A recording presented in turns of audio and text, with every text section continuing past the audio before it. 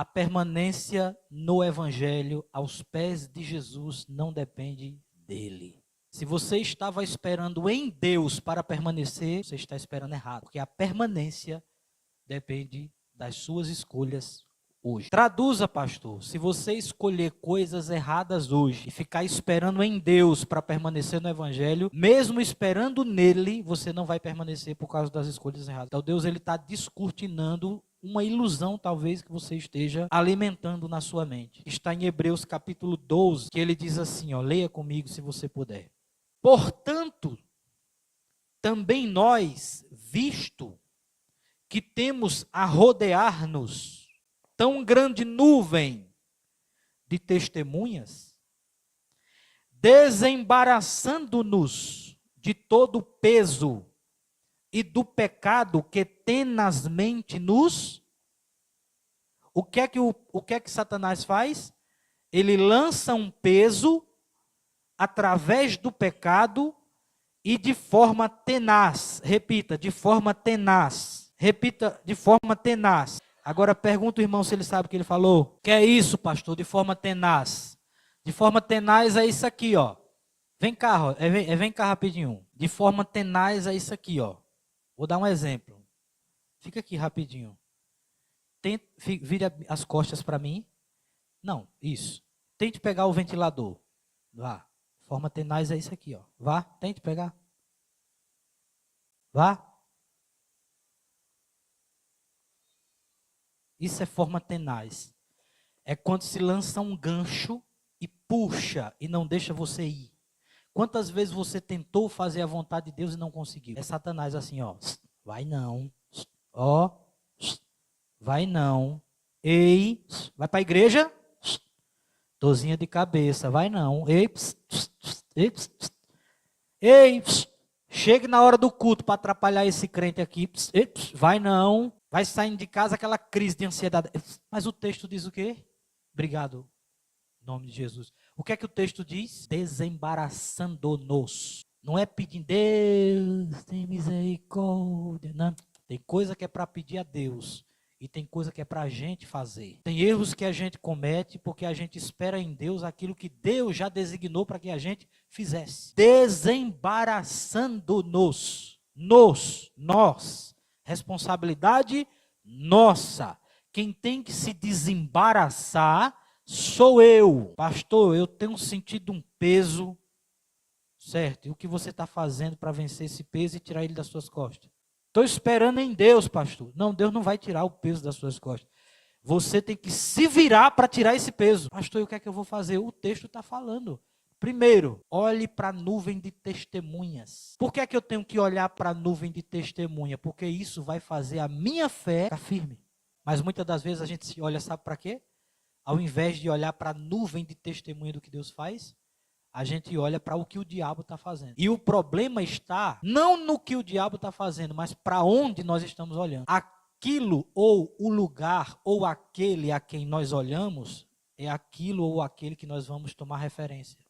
Se o tempo todo você olha para coisas ruins que acontecem na sua vida, coisas ruins continuarão acontecendo, porque você está olhando para coisas ruins. Agora, se você desvia o olhar das coisas ruins e começa a olhar para o que Deus está fazendo, coisas do que Deus está fazendo vai acontecer na sua vida. Se você fixa o seu olhar na nuvem de testemunha da glória de Deus, quantas testemunhas você não já ouviu aqui? De milagres, de maravilhas, de livramento. Eu acabei de subir aqui no altar e falei para vocês o livramento que Deus nos deu. Eu estava vindo ali, o carro veio para cima da gente. Até o meu filho falou, meu filho olhou assim para mim e disse, pai, o senhor deu um Daiá. Porque eu fiz assim, eu estava com o volante, fiz assim, ó. Uma coisa mais rápida, fez assim, ó. O carro fez. O cidadão veio, eu acho que ele estava bêbado. Ele veio assim, jogou o carro rapidamente para o meu lado. E eu estava assim, a pastora viu, não foi? Estava assim, com uma mão só. De repente eu fiz assim, ó. Eu olhei para o meu braço e disse, oxente, o que é isso? Porque não fui eu, foi Deus que usou o meu braço. Aí eu já cheguei aqui dizendo, Deus deu livramento de morte. Deus quer que você olhe para quê? Para o livramento que Ele deu ou para o problema que você está passando? O livramento que Ele deu. Mas se você continuar olhando para o problema, você vai atrair mais problema. Por isso que o texto diz aqui, ó, que eu vou me desembaraçar do peso e do pecado que tenazmente nos assedia, que é instrumento de Satanás para me afastar da presença de Deus, eu só vou me desembaraçar quando os meus olhos estiverem vendo o que Deus está fazendo. Eu passar a olhar para essas coisas e me tornar grato, então eu vou começar a me desembaraçar do pecado que tenazmente me assedia. O que Deus espera de nós, gente, é que a gente se movimente da maneira correta. E muitas das vezes o erro que nós cometemos é ficar parado esperando um agir sobrenatural. Ou seja, a gente fica olhando para a coisa errada, olhando para o que Satanás está fazendo e esperando que Deus venha nos socorrer. Está errado. Corramos com perseverança a carreira que nos está proposta. Aí ele diz, no verso 2, olhando firmemente, para quem? Para o autor e consumador da fé, Jesus. Aí ele dá o exemplo dele, ele diz, o qual em troca da alegria que lhe estava proposta, suportou a cruz, não fazendo caso da ignomínia é grande vergonha, viu gente? E está assentado à destra do trono. Olhe para mim, igreja. Ele está mandando a gente olhar para quem? Para Jesus, que é o autor e consumador da fé. Ou seja, Jesus criou a fé e encerrou ela. A fé só funciona em Jesus Cristo. Não funciona em ninguém mais. Para isso eu preciso olhar para Jesus. Agora, o que é que ele está dizendo quando ele diz, olhe para Jesus? Ele está mandando você olhar para uma imagem de escultura? Não. Ele está mandando você olhar para o céu, para as nuvens se abram para você ver Jesus? Não. Esse olhar para Jesus é uma linguagem figurada. Esse olhar para Jesus significa ouvir através da pregação o que ele fez e se inspirar imitando a ele. Até porque ele dá o exemplo do que ele fez aqui. Primeiro ele diz, suportou, ou seja, em troca da alegria que lhe estava proposta, primeiro ele suportou o quê? Como é que o peso do pecado vai sair das suas costas? Quando você estiver disposto a suportar o quê? A cruz. Aí você quer viver uma vida com Jesus sem querer suportar a cruz. Você vai vencer esse peso e essa força de Satanás que quer jogar você no mundo?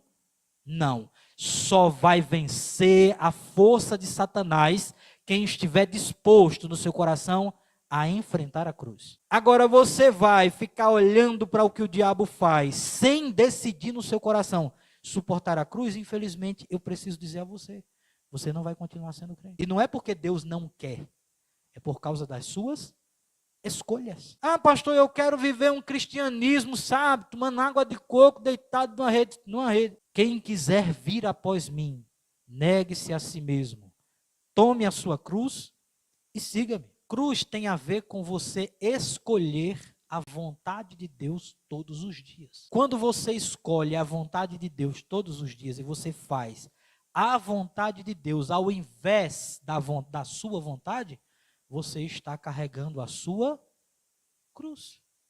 Quer que eu dê alguns exemplos aqui de quando você está carregando a sua cruz? Tem gente que acha que a cruz é uma pessoa. A mulher olha e diz, a cruz é o meu marido, a cruz é a minha mulher. A cruz são os meus filhos. Não. A cruz não é a pessoa. A cruz é a vontade que você quer fazer, mas você sabe que você não pode, porque Deus não quer que você faça. Isso é a cruz. Exemplo. Você quer chutar o pau da barraca, porque você já não está aguentando mais, e quer viver uma vida livre de compromisso. Eu já não estou aguentando mais. Só que aí você sabe que Deus colocou você naquela posição e que você tem que cumprir sua missão.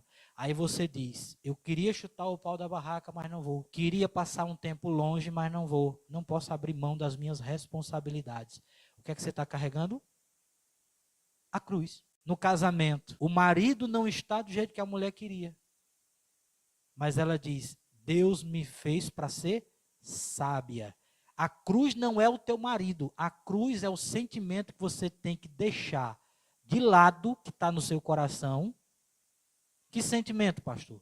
Sentimento de gritar com ele, vontade de gritar com ele, vontade de descarregar, vontade de sair de casa para passar um tempo e você dizer, não, eu preciso ser sábio. Então, quando você escolhe dar o outro lado da face, você está carregando a cruz. Jesus poderia descer da cruz a qualquer momento. Ele não deixaria de ser filho de Deus, não deixaria de ser poderoso e não deixaria sua glória. Ele voltaria.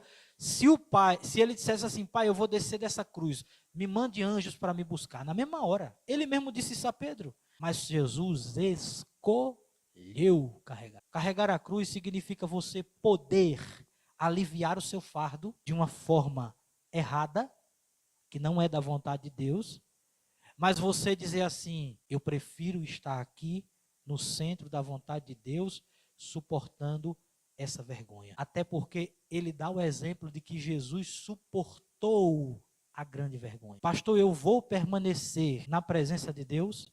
Se você estiver disposto a carregar a cruz e suportar a grande vergonha, vai. Mas se você achar que você veio a essa terra para ser aplaudido e para não carregar nenhum tipo de cruz, você não vai conseguir.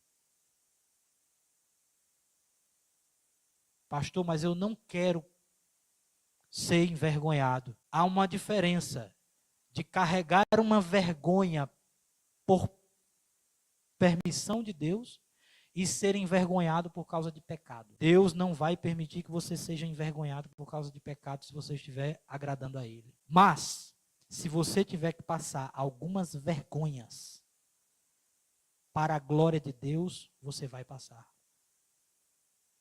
Mas, pastor, Jesus passou. Ele não se importou com a grande vergonha que ele teve que passar. Eu não estou dizendo que você necessariamente tem que passar uma vergonha, mas você tem que estar pronto e preparado.